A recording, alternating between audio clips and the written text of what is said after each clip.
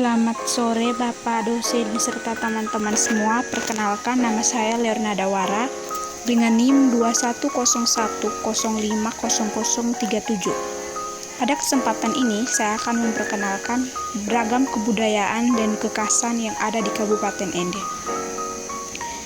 Pertama-tama saya akan memperkenalkan secara letak geografisnya. Secara letak geografis, Kabupaten Ende berada di Pulau Flores, dengan sebelah utara berbatasan dengan Laut Flores dan sebelah selatan berbatasan dengan Laut Sawu. Juga bagian timur berbatasan dengan Kabupaten Sika, serta sebelah barat berbatasan dengan Kabupaten Ngada. Kabupaten Ende sendiri beribu kotakan Ende. Sama seperti daerah-daerah yang lain, di Ende terdapat berbagai suku yang berasal dari seluruh Indonesia. Namun suku yang paling banyak menetap adalah suku Ende dan suku Lio. Suku Ende sendiri berada di kabupaten atau di kotanya, sedangkan suku Lio berada di luar kota atau di sekitar pegunungan. Kabupaten Ende memiliki kekhasan budaya yang menciri.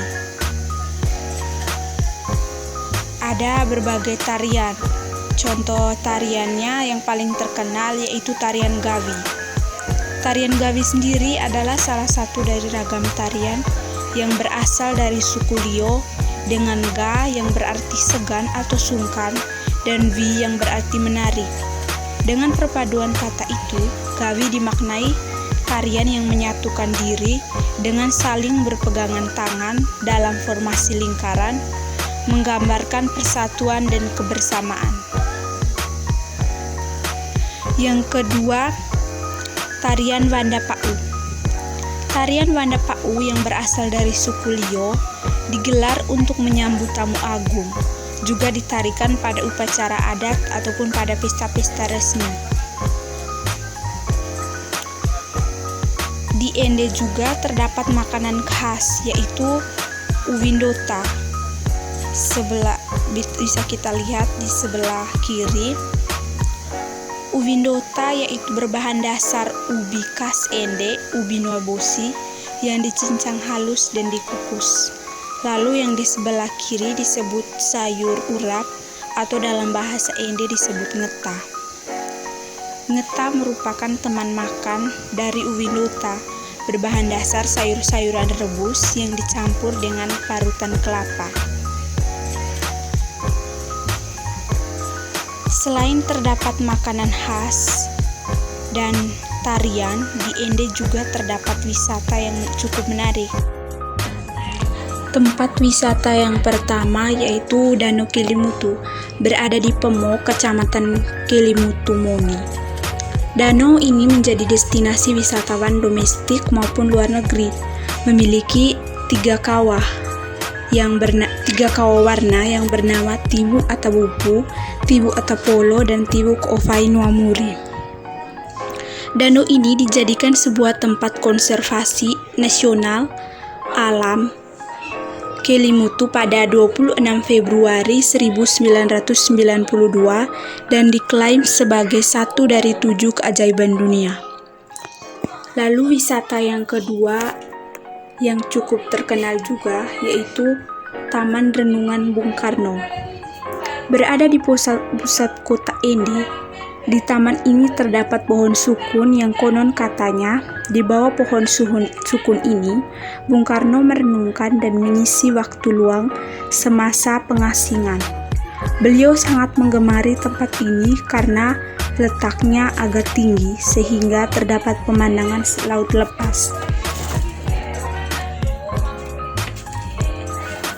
Yang berikut, situs Bung Karno. Situs Bung Karno merupakan rumah pengasingan Bung Karno di Ende dari tahun 1934 sampai dengan 1938.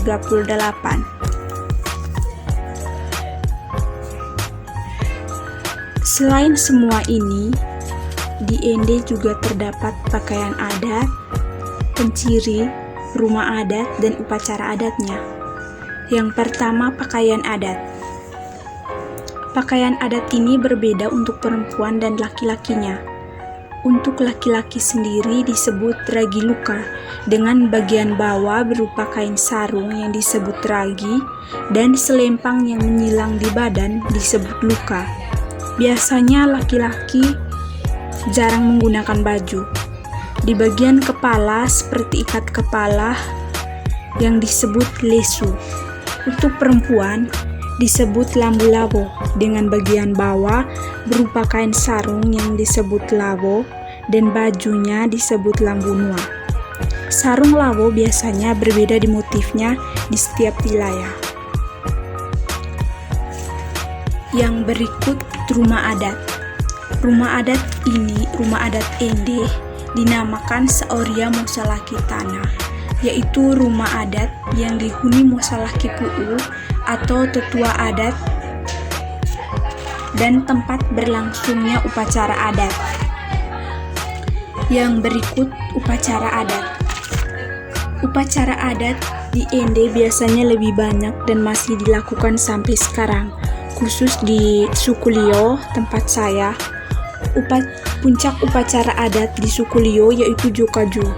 Dilakukan setahun sekali untuk memperingati tahun baru menurut adat setempat dengan tujuan tolak bala atau mengusir roh jahat. Rangkaian upacara Jokaju sendiri yaitu sehari sebelum upacara dilaksanakan, masyarakat beramai-ramai bersama tetua adat atau mosalaki berburu hewan ternak yaitu ayam, babi, ataupun kambing. Selain itu, ada mosalaki yang bertugas meminta beras dari rumah ke rumah. Seiring perkembangan zaman, berburu hewan sekarang tidak lagi dilakukan, tapi disimboliskan dengan pengumpulan berupa hewan ternak ayam untuk keluarga setiap tahunnya.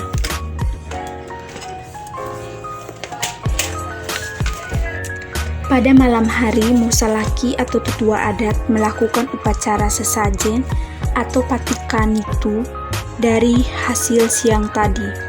Sesajen dilakukan atau diantar mosalaki dari arah utara ke selatan atau dari arah gunung ke arah laut.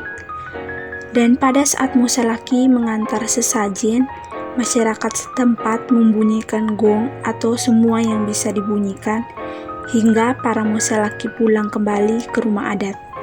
Bunyi gong sendiri bertanda bahwa upacara Jokaju dimulai. Selesai upacara pertama, masyarakat menunggu hari esok untuk melaksanakan upacara Jokaju. Prosesi Jokaju dianggap sakral karena selama 4 hari berturut-turut, masyarakat penduduk asli setempat dan pendatang tidak boleh melakukan aktivitas apapun, yakni berkebun, menyalakan api di luar rumah, memetik tumbuhan, bahkan berkelahi. Tapi tidak untuk aktivitas sekolah dan instansi resmi. Masyarakat hanya diperbolehkan untuk bersenang-senang pada 4 hari ini. Dengan siang harinya, masyarakat membunyikan gong lamba atau musik, dan bernari banda pau, dan malam hari melakukan tarian gawi. Setelah 4 hari pelaksanaan Jokaju, biasanya pada hari keempat atau besoknya, salah satu mosalaki melakukan taga atau pemotongan bambu tempat sesajen untuk menandakan upacara Jokaju telah selesai. Sekian video perkenalan ragam kebudayaan Kabupaten Ende dari saya. Terima kasih.